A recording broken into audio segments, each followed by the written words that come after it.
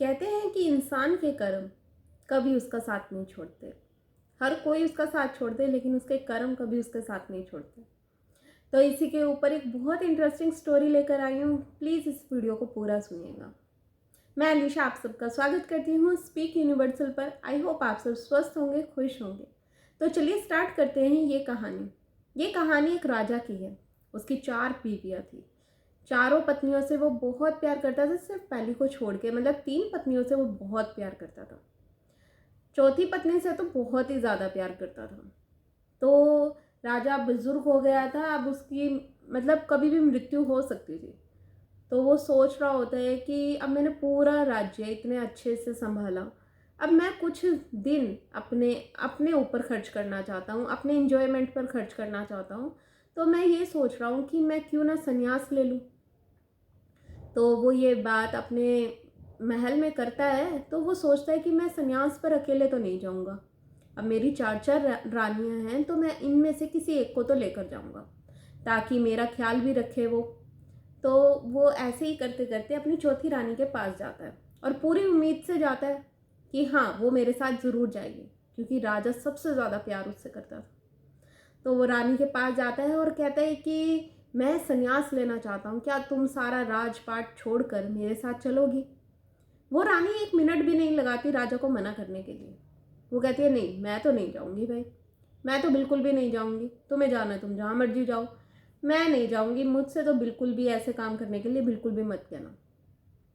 तो वो ने मतलब बहुत ज़्यादा परेशान हो जाता है राजा, और वहाँ से बाहर निकलता है और बहुत सोचता ही रहता है, ला भाई मैं तो इसको इतना प्यार करता था, मैंने तो इसकी हर इतनी केयर की, इतनी ज़्यादा केयर की, और आज ये मेरे को इसने बिल्कुल ही ऐसे मना कर दिया। तो वो दूसरी रानी के पास जाता है, जो तीसरी रानी होती है, मतलब तीसरी रानी के पास जाता है, जिससे भी वो बहुत प्यार करता था। तो वो उसके पास जाता है और उससे बात करता है कि मैं संन्यास लेना चाहता हूँ, क्या तुम मेरे साथ चलोगी, मैं अकेले नहीं जाना चाहता। तो वो कहती है कि नहीं, मैं तो बिल्कुल भी नहीं जाऊंगी, और अगर तुमने मुझे फोर्स किया तो मैं तुम्हारे से कहीं और चली जाऊंगी, किसी और राजा से शादी कर लूंगी, पर तुम्हारे साथ संन्यास पर नहीं जाऊंगी, मैं इसी महल में रहूंगी। तो ये सुनकर राजा बहुत ज़्यादा परेशान हो जाता है। अब राजा सोच में पड़ जाता है कि अब मैं क्या करूं, अब मैं अकेले कैसे जाऊं संन्यास पर, मेरे साथ कोई तो हो। और मैंने इन दोनों रानियों को इतना प्यार दिया, इतना प्यार दिया, और आज ये मेरे को ऐसे छोड़ रही हैं। तो राजा अब तीसरी रानी के पास जाता है, जो दूसरे नंबर की होती है। अब सोचते ही सोचते जाता है मन ही मन में, ये मुझे कभी मना नहीं करेगी, पक्की बात है। तो जाता है तो वो रानी बहुत ज़्यादा समझदार होती है, क्योंकि राज्य में जितने भी डिसीजंस होते हैं ना, वो सारे उसी रानी से पूछ के लिए जाते थे। तो राजा मन ही मन सोच रहा है, ये रानी तो बहुत ज़्यादा समझदार है, ये ज़रूर मेरी मदद करेगी, ज़रूर मेरे साथ चलेगी। तो राजा जाके वहाँ पर बोलता है कि मैं संन्यास लेने जा रहा हूँ, क्या तुम मेरे साथ चलोगी। तो रानी कहती है कि चलती मैं तुम्हारे साथ, लेकिन मुझे माफ़ करना राजा, अगर मैं तुम्हारे साथ चल लूँगी तो इस पूरे राज्य का ध्यान कौन रखेगा, यहाँ के फैसले कौन लेगा। मैं अपने इस राज्य को ऐसे छोड़ के नहीं जा सकती, लेकिन हाँ, तुम्हें एक चीज़ ज़रूर कहूँगी, तुम्हारे पीछे से मैं इस पूरे राज्य का पूरा ध्यान रखूँगी, तुम्हें जहाँ जाना है जाओ, तुम टेंशन मत लेना राज्य की, तुम्हारे पीछे से मैं इसका पूरा ध्यान रखूँगी। ये कहकर वो वहाँ से चली जाती है और राजा भी बाहर आ जाता है। राजा सोचता रहता है, बहुत ज़्यादा सोचता है और बहुत परेशान हो जाता है, और जाके अपने बगीचे में बैठ जाता है। बगीचे में जैसे ही बैठ के सोच रहा होता है कि अब मैं कैसे जाऊँ, क्योंकि पहली बीवी से तो वो बिल्कुल भी प्यार नहीं करता था, तो उसके पास वो गया ही नहीं। तो पीछे से एकदम आवाज़ आती है कि आपको जहाँ चलना है मैं आपके साथ चलूँगी, आप चिंता मत कीजिए, मैं चलूँगी आपके साथ। तो पीछे मुड़कर देखता है तो पहली बीवी खड़ी होती है, बिल्कुल सारा जेवर वगैरह सब कुछ उतार कर और सिंपल से वस्त्र धारण कर कर रानी वहाँ पर खड़ी होती है। तो वो उसे देखकर हैरान हो जाता है। तो वो भी, जो पहली रानी होती है, वो भी बहुत बुजुर्ग हुई होती है, क्योंकि पहली रानी होती है वो। एक टाइम में राजा उससे बहुत प्यार करता था, लेकिन जैसे जैसे रानी आती गई, प्यार भी कम होता चला गया।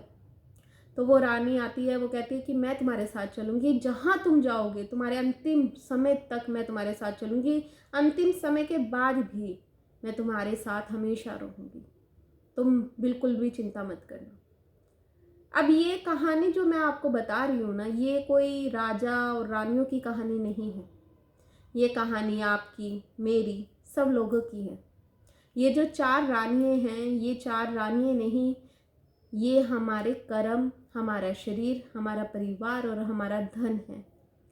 चौथी रानी जिसकी मैं बात कर रही थी, जिसने साफ जवाब दे दिया था, वो हमारा शरीर था, जिससे राजा बहुत प्यार करता था, बहुत ज़्यादा केयर करता था उसकी। तीसरी रानी जिसके पास राजा गया था और जिसने ये बात कही थी कि मैं दूसरे से शादी कर लूँगी, वो है धन। मरने के बाद, इंसान के बाद वो कोई ना कोई तो यूज़ करता ही है ना। एक के बाद दूसरे पे आसानी से चला जाता है, किसी के पास टिकता नहीं है धन। एक के बाद दूसरे पे, दूसरे के बाद तीसरे पे चला ही जाता है। तीसरी रानी जिसने ये कहा था कि तुम्हारे जाने के बाद मैं इस पूरे राज्य का पूरा अच्छे से ध्यान रखूंगी, तुम बेचिंत होकर जाओ यहाँ से, वो है परिवार। मरने के बाद आपके घर को संभालता है। आपके मरने से कभी कोई काम रुका नहीं है।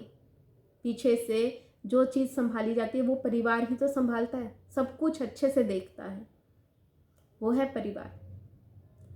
और जो चौथी रानी जिससे राजा बिल्कुल प्यार नहीं करता था, वो है आपके कर्म, आपकी सोल, जो मरने के बाद भी आपके साथ साथ चलते हैं। वो कभी भी आपको अकेला नहीं छोड़ते। तो इस कहानी से हमें ये पता चलता है कि आप सब कुछ चीज़ें वेस्ट है। आपका परिवार आपके साथ नहीं जाएगा, ये धन दौलत ये कुछ भी आपके साथ नहीं जाएगा, आपका शरीर आपके साथ नहीं जाएगा। सिर्फ और सिर्फ आपके कर्म, आपकी आत्मा आपके साथ जाएगी और वो ही आगे का तय करेगी रास्ता।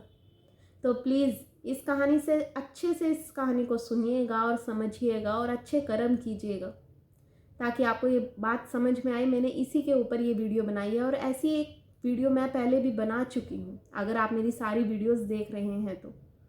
अगर आपको ये वीडियो पसंद आई है तो प्लीज़ लाइक और सब्सक्राइब ज़रूर कीजिएगा, ताकि ऐसे ही बहुत सारी वीडियोस मैं आप सबके लिए लेकर आती रहूँ।